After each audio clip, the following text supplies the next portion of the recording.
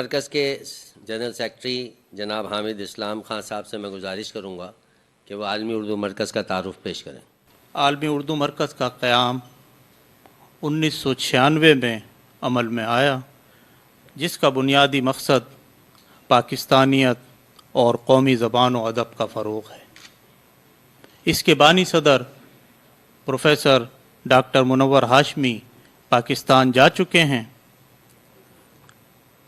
عالمی اردو مرکز باقاعدگی سے رائے شماری کے ذریعے انتخاب کرواتا ہے۔ ہمارا تنظیمی ڈھانچہ کچھ اس طرح سے ہے: اطہر عباسی صدر عالمی اردو مرکز، ڈاکٹر عرفان ہاشمی نائب صدر عالمی اردو مرکز، سید مہتاب احمد سیکریٹری مالیات، فاروق مونس سیکریٹری نشر و اشاعت۔ السلام علیکم دوستو، کیسے ہیں آپ سب؟ امید کرتا ہوں خیریت سے ہوں گے۔ دوستو، میں آج موجود ہوں ایسی شخصیت کے ساتھ جو کہ گزشتہ 45 سال سعودی عرب میں مقیم رہے اور ریٹائرمنٹ کے بعد آج کل کراچی میں مقیم ہیں۔ آپ ادبی اور سماجی حلقوں میں اپنے کام کے حوالے سے ایک منفرد نام رکھتے ہیں۔ آپ عالمی اردو مرکز جدہ کے جنرل سیکرٹری بھی رہ چکے ہیں اور ادارہ فکر نو کراچی کے سرپرست بھی ہیں۔ آپ پی آر سی کے ڈپٹی کنوینر بھی ہیں۔ جی تو ناظرین، میں بات کر رہا ہوں جناب حامد خان صاحب کی، تو چلیے آئیے ان سے بات کرتے ہیں۔ السلام علیکم سر، کیسے ہیں آپ؟ وعلیکم السلام، الحمدللہ ٹھیک ہوں، آپ سنائیے آپ کیسے ہیں؟ بس سر ٹھیک ٹھاک الحمدللہ۔ زندگی کیسی گزر رہی ہے؟ الحمدللہ اچھی گزر رہی ہے۔ کالج لائف کے بعد اور یونیورسٹی کے بعد کیا چیز آپ کو جدہ لے کے گئی؟ جدہ لے کے جانے والی چیز دیکھیں، جب میں نے فراغت حاصل کی کالج سے جی اور یونیورسٹی سے، تو آپ سمجھ لیں کہ پھر آدمی جو ہے وہ کام کی طرف جاتا ہے۔ اور فیملی کیونکہ میری بڑی تھی، والد صاحب کا میرے حادثہ ہو چکا تھا، یعنی کہ ان کا انتقال ہو چکا تھا، تو میری معاشی ضرورت تھی کہ اپنی فیملی کو اسٹینڈ کرنا، تو اس کی وجہ سے جو میری معاشی ضرورت مجھے سعودی عربیہ، ٹھیک ہے، وہاں پر میں نے اچھا نام کمایا، اچھا مقام کمایا، اور 45 سال جو ہے سعودی عربیہ میں رہا۔ بچے امریکہ اور کینیڈا شفٹ ہو گئے، تو پھر میں نے بھی سوچا کہ اب سعودی عرب میں رہنے کا کوئی جواز نہیں۔ عالمی اردو مرکز جدہ کے سیکرٹری ہونے کے ناطے آپ کی کیا کیا ذمہ داریاں تھیں؟ اردو ہماری قومی زبان ہے جی، اور میں یہ سمجھتا ہوں کہ اردو کا پروموشن جو ہے وہ بہت ضروری ہے۔ ایک خواہش تھی اور مجھے شعر و شاعری سے، ادب سے لگاؤ ہے، تو ہم نے سعودی عربیہ میں ایک تنظیم قائم کی اردو کے حوالے سے، عالمی اردو مرکز جدہ۔ اور ہمارا جو ہے وہاں پر عالمی اردو مرکز جدہ کا یہ کام تھا کہ ہم پاکستان سے جو شعراء حضرات سعودی عربیہ آتے تھے، خواہ وہ حج پہ آئیں یا عمرے پہ آئیں، ان کو جو ہے وہاں مڈل ایسٹ میں، مشرق وسطیٰ میں پروموٹ کرنا۔ تو ان کے ساتھ ہم جو ہے سٹنگ اور مشاعرے کیا کرتے تھے۔ اس کے بعد ہم نے عالمی مشاعروں کا اہتمام کرنا شروع کیا، اور ہم سعودی عربیہ میں جدہ میں عالمی مشاعرے منعقد کرتے ہیں، جس میں پاکستان سے جو ہے شعراء حضرات اور انڈیا سے اور دوسرے ممالک سے شعراء حضرات جو ہے ان کو ہم مدعو کرتے تھے اور وہ شریک ہوتے تھے ان مشاعروں۔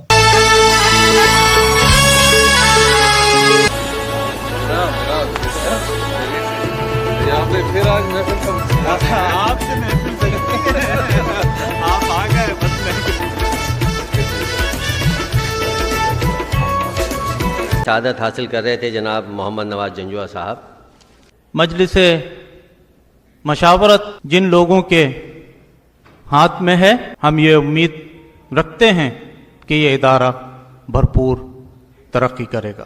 میں ذکر کرنا مناسب سمجھوں گا ڈاکٹر اطہر نقوی صاحب کا، جناب انوار رضوی صاحب کا، جناب حبیب صدیقی صاحب کا، جناب فاروق مونس صاحب، جناب انور انصاری صاحب، جن کی محنت اور کاوش ہمارے ساتھ ہے۔ ادارہ اردو فکر نو کی طرف ہی کیوں راغب ہوئے؟ جبکہ کراچی میں اور بھی بہت ساری ادبی تنظیمیں ہیں. کراچی میں بہت ساری ادبی تنظیمیں ہیں اور لوگ بہت کام کر رہے ہیں. میں سب کو اپریشیٹ کرتا ہوں، سب لوگوں کو جو بھی اردو کے حوالے سے کام کر رہا ہے. جہاں تک سوال ہے ادارہ فکرنو کا، تو یہ ایک ایسا تعلق ہے. ہم نے ایک مشاعرہ، پہلا مشاعرہ جو اپنا کیا تھا سعودی عربیہ میں، اس میں پاکستان سے جو ہے رسا چغتائی صاحب، جو پاکستان کا ایک بہت بڑا نام ہے، بہت بڑا نام ہے، نشان امتیاز ان کو ملا ہوا ہے، انہوں نے جو ہے وہاں مشاعرے میں شرکت کی. اور ان کے ساتھ میری قربت کچھ ایسی رہی، چیزیں کچھ اس طرح سے ہو گئیں کہ میرے دل میں ان کا بہت احترام رہا.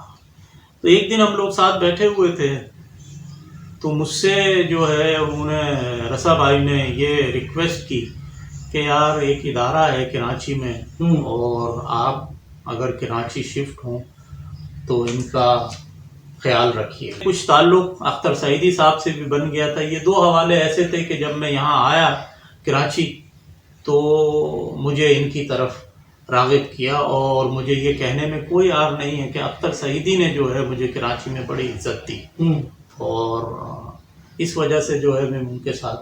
آپ کا ایک حوالہ PRC کا بھی ہے، ذرا اس پہ کچھ روشنی ڈالیے. پہلے تو میں آپ کو یہ بتانا چاہوں کہ زیادہ تر لوگ مجھ سے یہ سوال کرتے ہیں کہ یہ PRC ہے کیا. PRC پاکستان ریپیٹریشن کونسل، یہ تنظیم ہے جو ہم نے 92 میں جدہ سعودی عربیہ میں قائم کی، اور اس کا مین جو نقطہ ہے وہ یہ ہے کہ بنگلہ دیش میں محصور جو اردو اسپیکنگ وہاں رہ گئے ان کو پاکستان ریپیٹریٹ کرنا، پاکستان منتقل کرنا. اور ہم یہ سمجھتے ہیں کہ وہ محصورین، وہ اردو اسپیکنگ جو بنگلہ دیش میں 66 کیمپوں میں محصور ہیں، آج تک نہ ان کو پاکستانی گورنمنٹ جو ہے سپورٹ کرتی ہے، پاکستان منتقل کرنے کے لیے کچھ کرتی ہے، اور نہ ان کو بنگلہ دیش گورنمنٹ ایکسیپٹ کرتی ہے. بنگلہ دیش میں تو وہ غدار مانے جاتے ہیں کیونکہ انہوں نے ڈھاکہ فال کے وقت جو ہے وہ پاکستان کا ساتھ دیا تھا، تو وہ تو سوال ہی پیدا نہیں ہوتا. پاکستان کا یہ ہے کہ ہم پاکستان کے وفادار تھے، پاکستان کے لیے جھنڈا بلند کیا، اور اب بھی بلند کیے ہوئے ہیں، مگر پاکستان گورنمنٹ نے ہمارے ساتھ جو ہے، جو ہم کو ہمارے لیے کرنا چاہیے تھا، وہ نہیں کیا. بچپن اور لڑکپن کیسے اور کہاں گزرا؟ بچپن اور لڑکپن جو ہے وہ مشرقی پاکستان، ڈھاکہ اور کراچی میں گزرا. اور افسوس کی بات یہ ہے کہ جب ہم لوگ وہاں ڈھاکہ میں تھے تو ڈھاکہ فال ہونے کے بعد جو ہے میرے والد صاحب کو جو ہے گن پوائنٹ پر اغوا کر لیا گیا، اور اس کے بعد جو ہے ان کا کوئی ٹریس نہیں ملا.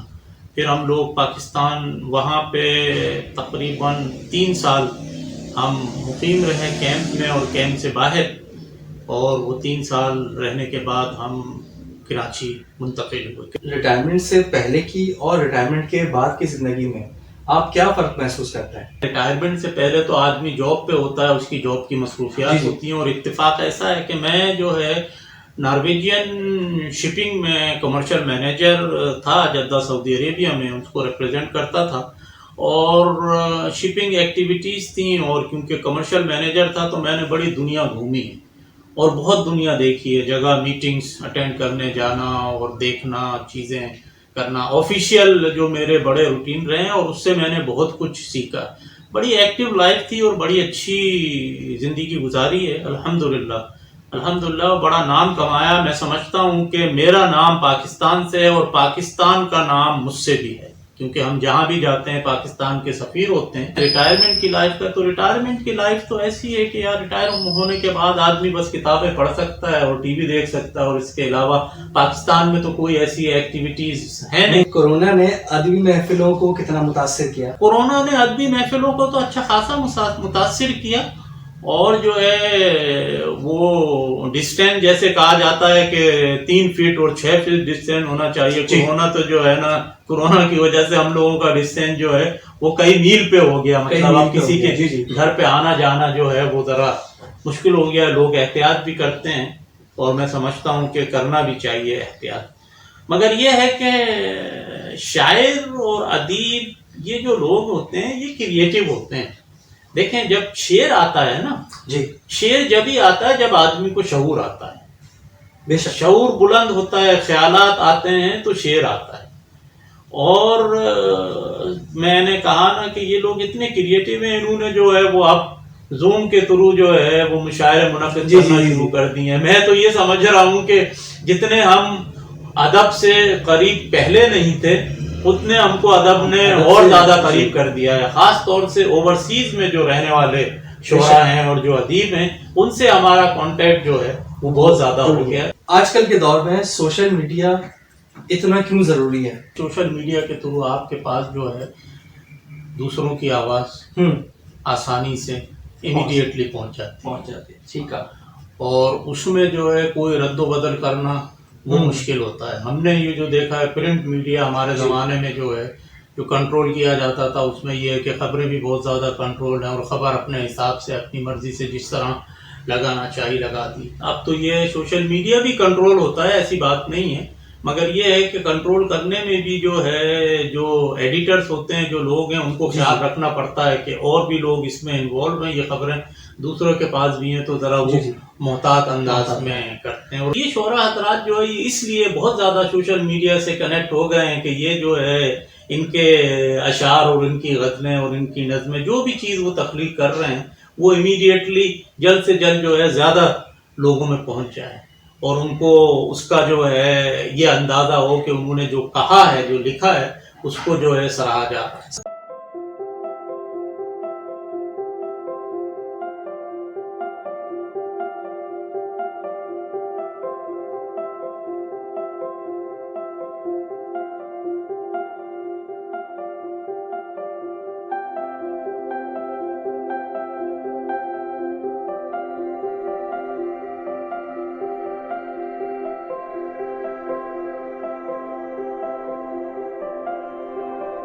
آپ کی پسندیدہ ادبی شخصیات کون ہیں جن کی تحریروں نے آپ کو متاثر کیا ہو؟ موجودہ دور کے جو لوگ ہیں ان میں جو ہے افتخار عارف، پیرزادہ قاسم، پروفیسر سحر انصاری، اور اس میں رضا چغتائی کا نام میں لینا چاہوں گا. رضا چغتائی جو ہے اب حیات نہیں ہے، مگر یہ ہے کہ ان کی شاعری نے جو ہے بہت زیادہ، ان لوگوں کی شاعری نے بہت زیادہ متاثر کیا. خوش مزاج ہیں یا پھر جلدی غصہ آ جاتا ہے؟ بیگم کہتی ہیں کہ آپ کو جلدی غصہ آتا ہے، مگر باہر جو ہے گھر سے باہر لوگ میری بڑی عزت کرتے ہیں، بڑا احترام کرتے ہیں اور سمجھتے ہیں کہ حامد صاحب جو ہے بڑے خوش اخلاق ہیں اور بڑے اچھے سلیقے سے ملتے ہیں، خوش مزاج ہیں. مگر یہ ہے کہ بس ایسا ہی ہے. اسی طرح سے اب وہ گھر والے جو ہے شاید ان کی مرضی سے کام نہیں ہوتا اور تو اس لیے جو ہے وہ اس طرح سے کہتی ہیں. کبھی کبھی تو بیگم یہ بھی کہہ جاتی ہیں کہ وہ باہر والے جو ہیں ان سے آگے کہیں کہ بیگم سے پوچھیں کہ یہ کتنے خوش مزاج ہیں. سیاست سے لگاؤ ہے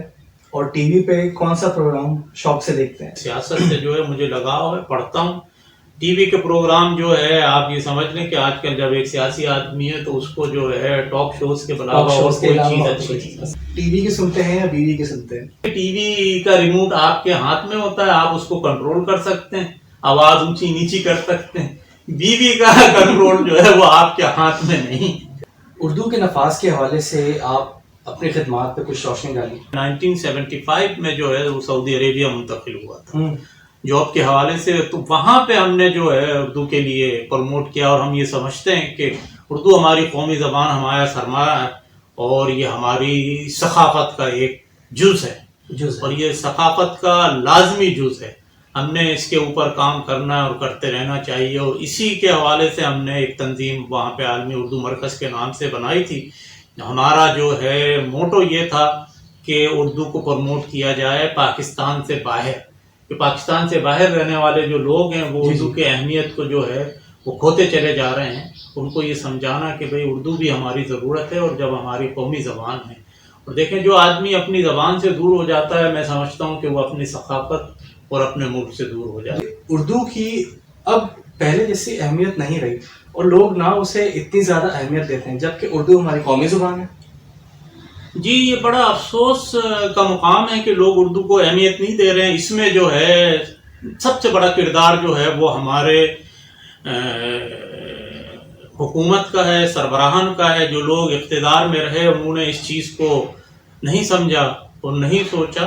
میں سمجھتا ہوں کہ انہوں نے عام لوگوں سے جو ہے وہ زیادتی کی ہے. دیکھیں اردو جو ہے رابطے کی زبان ہے پاکستان میں کراچی سے لے کے خیبر تک ہر آدمی اس کو بولتا ہے. اگر نہیں بول سکتا ہے تو میں یہ کہنے میں کوئی عار محسوس نہیں کروں گا کہ ہر آدمی اس کو سمجھتا ہے. ٹھیک ہے.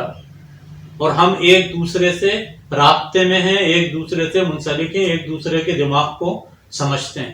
جہاں تک اس کی اہمیت کا سوال ہے تو دیکھیں کسی بھی زبان کی اہمیت جو ہم نے اتنی ریسرچ کی ہے اور اتنا سب کام کیا اس سے یہ اندازہ لگایا ہے کہ کسی بھی زبان کی اہمیت معاشیات سے جڑی ہے. جب آپ معاشی طور سے مستحکم ہوں گے تو آپ کو چیزیں اچھی لگیں گی، بے شک. اور جو چیز آپ کی معاشیات میں آپ کی مدد کرے گی آپ اس کی طرف راغب ہوں گے. ٹھیک ہے. آج جو ہے ہم انگلش کی طرف کیوں راغب ہیں؟ اس لیے کہ انگلش جو ہے ہماری معاشی ضرورت ہے. ہم چاہتے ہیں کہ ہمارا بچہ انگلش پڑھے. معاشی ضرورت مینس آپ ہمارے آفس کی جو زبان ہے قومی زبان اردو ہے مگر آفیشیل لینگویج جو ہے وہ انگلش ہے. اس لیے ہر سمجھدار آدمی چاہتا ہے کہ یار ہمارا بچہ جو ہے انگلش پڑھے، اور انگلش پڑھے گا تو اس کو جابس ملیں گی، چیزیں ملیں گی اس طرح سے. تو یہ ایک مسئلہ ہے اور یہ مسئلہ رہے گا، مگر اس کو ختم کرنے کے لیے ہم کو اردو کو پروموٹ کرنا پڑے گا، اردو کو معاشیات سے منسلک کریں. موجودہ دور اور ملکی حالات سے کس حد تک مطمئن ہیں آپ؟ میں تو موجودہ دور سے مطمئن نہیں ہوں، کیونکہ میں نے جو باہر دنیا دیکھی ہے اور اتنا عرصہ باہر گزارا ہے اور دنیا کے تقریباً مطلب یہ کہ 30-35 ممالک کا سفر کیا ہے، تمام جگہوں میں دیکھا ہے، تو اس سے میں اپنے سمجھتا ہوں کہ ہم نے پاکستان میں جو ہے وہ چیز نہیں کی جو ہمیں کرنا چاہیے.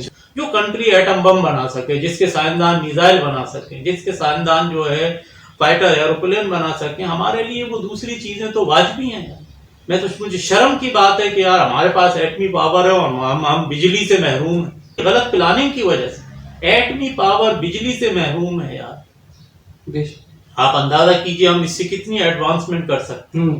ایٹم جو ہے صرف مارنے کے لیے اور کسی کو تباہ کرنے کے لیے نہیں ہے. ایٹم واقعی ایٹم ہے، اس میں بہت سی چیزیں ہیں، اس سے بہت سے فائدے لیے جا سکتے ہیں جو دنیا دے رہی ہے، دنیا اٹھا رہی ہے، مگر افسوس کہ ہماری رونگ پلاننگ کی وجہ سے جو ہے بس یہ ساری چیزیں جس سے مطلب دل ذرا سا ایسا ہوتا ہے مطمئن. اس کے بعد جو ہے سونے پہ سہاگا سیاستدان ہیں جنہوں نے جو ہے وہ ملک کو تباہی پہ لا کے کھڑا کر دیا ہے. بس کچھ سمجھ نہیں آتا ہے. بس ہمارے ہاں تو یہ ہے کہ سیاستدان یہ چاہتا ہے کہ ہم ہیں اور ہمارے بعد ہمارا بیٹا اور ہماری اولادیں. ہم چاہیں گے کہ آپ اپنے کوئی پسندیدہ اشعار سنائیے. قلم کی دھار سے شمشیر اور خنجر بناتا ہوں، میں کاغذ کے سپاہی کاٹ کر لشکر بناتا ہوں. میرے افکار میں ہر خواب کی تعبیر مضمر ہے، میں ان افکار سے حالات کو بہتر بناتا ہوں. کشمیر کے حوالے سے، میسورین کے حوالے سے ایک چند اشعار میں ہمیشہ پڑھا کرتا ہوں، اپنے علامہ اقبال کے اشعار ہیں. نہیں منت کشے تاب شنیدن داستاں میری، نہیں منت کشے تاب شنیدن داستاں میری، خاموشی گفتگو ہے بے زبانی ہے زباں میری. اڑا لی طوطیوں نے، قمریوں نے، اندلیبوں نے، چمن والوں نے مل کر لوٹ لی طرز فغاں میری. کیا بات. 2 اشعار جی پاکستان کے حوالے سے. آؤ اپنے جسم چن دیں اینٹ پتھر کی طرح، آؤ اپنے جسم چن دیں اینٹ پتھر کی طرح، بے در و دیوار ہے لیکن یہ گھر اپنا تو ہے. پاکستان آئندہ باد. کوئی ایسی خواہش آپ کی جو اب تک پوری نہ ہوئی؟ الحمدللہ میں نے اپنی خواہشات کو اتنا وسیع کیا ہی نہیں کہ جو مجھے یہ احساس ہو کہ میری یہ خواہش پوری نہیں ہوئی. الحمدللہ اللہ تعالیٰ نے اچھی بیوی، اچھے بچے اور اچھا گھر رہنے کے لیے جو چیزیں چاہیے ہوتی ہیں اللہ تعالیٰ نے دیں، اور میں اپنی لائف سے بہت زیادہ مطمئن ہوں. اب کوئی ایسی خواہش نہیں ہے. دل چاہتا ہے کہ بس لوگوں سے ملنا جلنا رہے. سر آخر میں کوئی اچھا سا پیغام آپ ہمارے ناظرین کے لیے اگر دینا چاہیں؟ آپ جو ہے اردو کی قربانی دے کر انگلش کو مت اپنائیں. دیکھیں دنیا میں جو ہے بہت سی ایسی قومیں ہیں جنہوں نے بہت ترقی کی ہے. اس میں چائنا ہے، ان کی ساری تعلیم ان کی اپنی زبان میں ہوتی ہے، لوگ انگلش بولنا نہیں جانتے. آپ جو ہے انگلش کو لے کے چلیں، مگر یہ ہے کہ آپ اردو میں بھی کام کر سکتے ہیں، مگر میں یہ سمجھ رہا ہوں کہ ادارے جو ہیں جو اردو کو پروموٹ کرنے کے، اردو کو لانے کے اوپر ہیں، وہ ادارے جو ہے وہ صحیح کام نہیں کر رہے ہیں اس طرح سے. اس وجہ سے جو ہے وہ اردو پروموٹ نہیں ہو رہی ہے. لوگ اس چیز کو سمجھ نہیں رہے ہیں. ایک ٹائم آئے گا کہ ہم پھر ہمارے بچے ہی ہماری زبان سے نابلد ہو جائیں گے. تو اس پہ لوگوں کو اہمیت دینی چاہیے، اور اس میں ماں باپ کا کردار جو ہے وہ بہت بڑا کردار ہے. دوسری بات یہ ہے کہ تعلیم اور تعلیم سے بڑھ کے کوئی چیز نہیں ہے. آپ بچوں کو اچھی تعلیم دیں، کوشش کریں 2 وقت کا کھانا کھائیں، 1 وقت کا جو بچتا ہے اس کو تعلیم پر لگائیں. جناب حامد خان صاحب کا بہت بہت شکریہ جنہوں نے اپنا قیمتی وقت ہمیں دیا، جس کے ہم ان کے انتہائی مشکور ہیں. تو اسی کے ساتھ ہی ناظرین، اپنے اس سیشن کو ہم یہیں پر تمام کریں گے.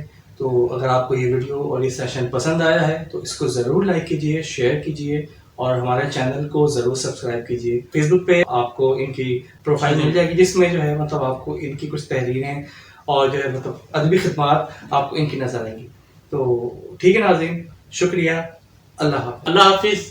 ہمارا ہر مشاعرہ جو ہے وہ میرٹ کے اوپر ہم نے ہر صوبے سے لوگوں کو بلایا ہے، اور 10 سے 12 شاعر ہوتے ہیں، اور ہم 4 صوبوں کی نمائندگی کرتے ہیں. آپ صرف پلیٹ فارم فراہم کریں، لوگ ہیں، ہم کہتے ہیں کہ ہر قسم کے لوگ ہیں. یہ کچھ چیزیں ہیں، تکالیف ہوتی ہے. پچھلا ہمارا مشاعرہ جو ہوا وہ عالمی اردو مرکز نے منعقد کیا، ہم نے اس کو مینج کیا، مگر وہ مشاعرہ پاکستان ایمبیسی اور پاکستان کونسل